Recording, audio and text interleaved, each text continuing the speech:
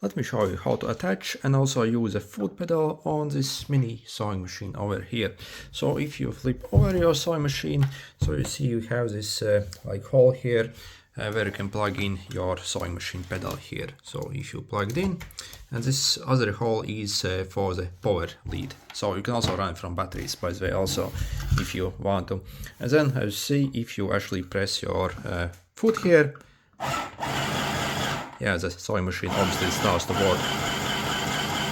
And yeah, obviously I'm running it from batteries. Yeah, it works from batteries as well. If you're wondering if you can actually change the speed using this pedal essentially, then unfortunately nope. So that is one of the big limitations, I think, of this foot pedal included. So you see we have basically only on or off on this. Yeah, if you want to actually change the speed, you have to actually use this button on the front to turn it on the low or high mode. So you see.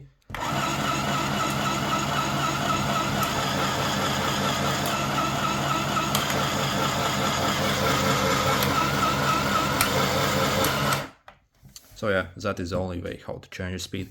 Also, in generally, I think this lead is way too short and also a bit flimsy, basically for this, pedal. So I wish I actually included the pedal better, basically on the sewing machine. I think the sewing machine itself is absolutely insanely good, so I absolutely love it. But this foot pedal, in my opinion, is absolute trash on it. And also this power lead also is extremely short, so literally like only half a meter. So what the hell is this garbage? So definitely this accessories included for it, this power adapter and foot is absolute junk really. So again, we can't change speed. Again, it's way too short and way too small and way too flimsy basically. So I wish they actually included better stuff. The machine itself, yeah, absolutely wonderful. Anyway, yeah, good luck.